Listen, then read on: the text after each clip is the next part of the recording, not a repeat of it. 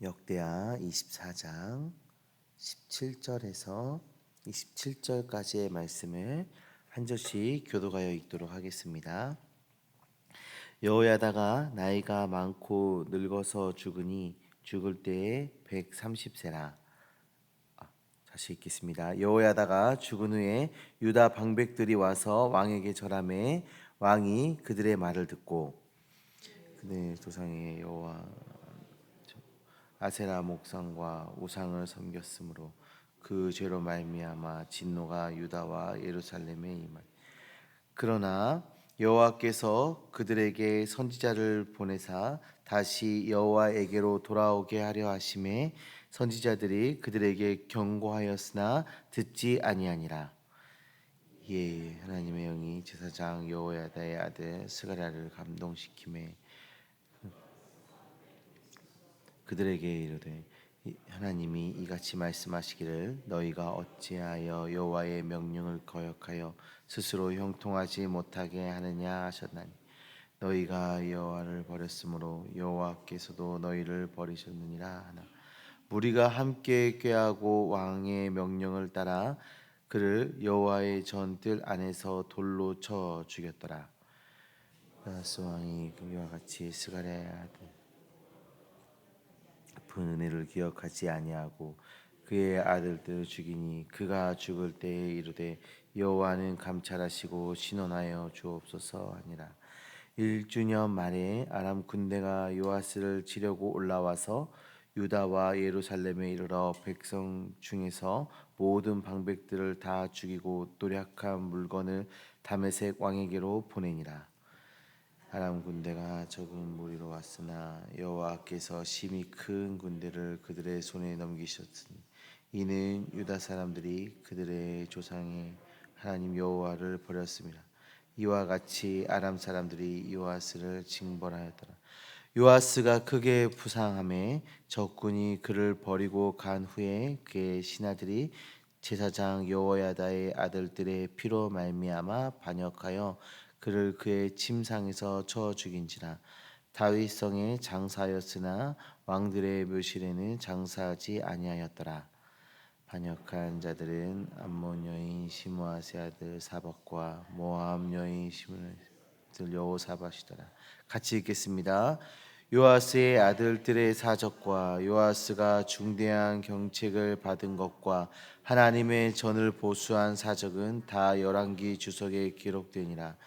그의 아들 아마샤가 대신하여 왕이 되니라. 아멘. 살아계신 하나님의 말씀입니다. 사랑하는 성도님들, 우리는 신앙생활을 하면서 시작보다 더 중요한 것이 끝까지 믿음을 지키는 것임을 종종 잊고 살아갑니다. 처음엔 누구보다 뜨거웠지만 세월이 지나면서 서서히 식어가는 신앙, 그것이 오늘 본문에 나오는 요아스 왕의 이야기이죠. 요아스는 참으로 놀라운 출발을 한 사람입니다. 아달랴가 유다 왕족을 다 죽였을 때 아기였던 요아스는 여호야다 제사장에 의해서 성전 안에 숨겨져 6년을 자랐습니다. 그리고 하나님께서 정하신 때에 여호야다는 백성들과 함께 그를 왕으로 세웠습니다. 그는 성전을 수리하고 하나님께 헌신하며 믿음의 개혁을 했던 사람입니다. 그래서 요아스는 부흥의 상징이었던 사람이었죠. 그러나 오늘 본문은 그 부흥이 어떻게 무너지고 어떻게 그의 생애가 비극적으로 끝나는지를 보여주고 있습니다. 17절의 말씀을 보시면 여호야다가 죽은 후에 유다 방백들이 와서 왕에게 절하매 왕이 그들의 말을 듣고 라고 말하고 있죠. 요아스는 여호야다 제사장이 살아있을 때에는 믿음의 길을 걸었습니다. 그러나 그가 죽자 그의 신앙의 버팀목이 사라졌습니다. 그리고 곧바로 사람들의 아첨과 유혹하는 말에 귀 기울이게 됩니다. 그는 하나님의 성전 대신 아세라 목상과 우상들을 섬기게 되었습니다. 여기서 우리가 한 가지 중요한 교훈을 얻습니다. 누구의 말에 귀를 기울이느냐가 신앙의 방향을 정한다라는 것인데요. 성도님들, 우리가 세상 속에서 살아가다 보면 사람의 말, 세상의 조언, 혹은 우리의 감정이 하나님의 말씀보다 크게 들릴 때가 있습니다. 그때 신앙이 흔들리기 시작합니다. 요아스의 문제는 단지 죄를 지은 것이 아니라 그의 신앙이 사람을 의존하였다는 데 있습니다. 그는 하나님 앞에 직접 서지 못했습니다. 여호야다라는 그 좋은 사람 뒤에 숨은 믿음이었죠. 이것은 진짜 믿음이 아닙니다. 사람을 의지하는 신앙은 결국 사람을 통해서 흔들리게 됩니다. 그 사람이 사라지면 그 신앙도 흔들리게 되는 거죠. 사람의 휘둘리는 신앙이 아니라 하나님으로 든든히 세워지는 주님의 백성들 되어지시기를 소망합니다. 그래서 사람의 말을 듣는 것이 아니라 살아계신 하나님의 말씀에 귀 기울이시고 그 하나님의 말씀으로 힘을 얻는 주님의 자녀들 되시길 소망합니다. 하나님은 그런 요아스를 그냥 두지 않으셨습니다. 그분은 언제나 회복의 기회를 주시는 하나님이시죠. 그래서 20절의 말씀을 보면 하나님의 영이 제사장 여호야다의 아들 스가랴에게 임하시매, 하나님께서 여호야다의 아들 스가랴를 그에게 보냈습니다. 왕이여, 하나님을 버렸으니 형통하지 못할 것입니다. 회개하십시오 하고 스가랴가 말하고 있죠. 그런데 요아스는 어떻게 합니까?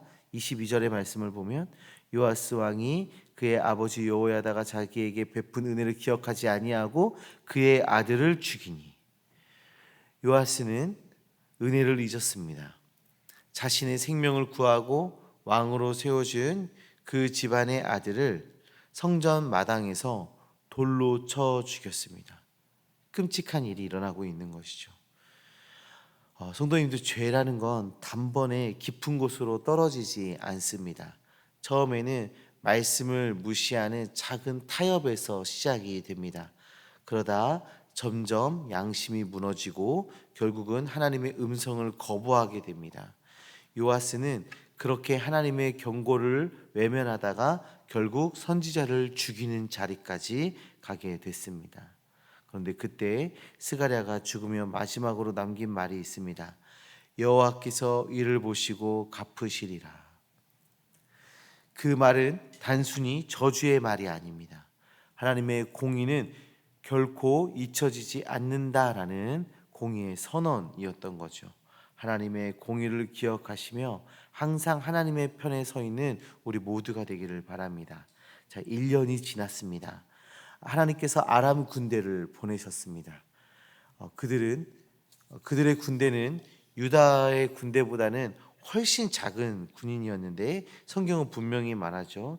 이는 그들이 그들의 조상들의 하나님 여호와를 버렸으므로.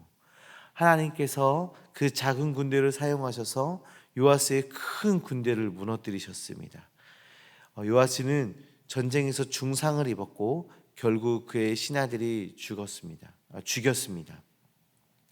그 이유는 제사장 스가랴의 피 때문이었습니다. 그는 자신이 흘린 피로 심판을 받게 된 것이죠. 성도님들, 하나님의 심판은 느리지만 결코 늦지 않습니다. 하나님은 사랑의 하나님이시지만 동시에 공의의 하나님이십니다. 그분은 회개할 기회를 주시되 끝까지 완고한 마음에는 반드시 의로운 심판으로 응답하십니다. 요아스의 생애는 우리에게 묵직한 경고를 던지고 있죠. 좋은 시작이 반드시 좋은 끝이 아니다. 끝까지 하나님만 의지해야 진짜 믿음인 것입니다. 성도님들의 그 신앙은 지금 어디에 서 있습니까? 혹시 처음 사랑을 잃어버리지 않으셨습니까? 예배의 감격이, 기도의 열심이, 하나님께 감사하던 그 마음이 식진 않았는지 우리의 마음을 항상 점검해야 하는 것입니다. 요한계시록 2장 4절에서 주님은 에베소 교회를 향해서 이렇게 말씀하십니다. 너를 책망할 것이 있나니 너의 처음 사랑을 잃어버렸느니라. 요아스의 문제는 바로 이것이었습니다. 하나님에 대한 처음 사랑을 잃어버린 것입니다. 사랑하는 성도님들, 신앙의 길은 속도가 아니라 방향입니다. 조금 늦어도 하나님께로 가고 있다면 괜찮은 삶을 살아가고 있는 것입니다. 그러나 방향을 잃으면 결국 요아스처럼 무너질 수밖에 없는 것입니다. 오늘 이 시간 우리가 다시금 결단하길 원합니다. 사람의 말보다 하나님의 말씀을 붙잡는 우리 되게 하여 주시옵소서. 은혜를 잊지 말고 그 은혜에 합당하게 살아가게 하여 주시옵소서. 그리고 끝까지 믿음을 지켜 하나님 앞에 잘하였다, 착하고 충성된 종이다 칭찬받는 인생이 되게 하여 주시옵소서. 결단하는 시간 갖기를 소망합니다. 이 시간 우리 함께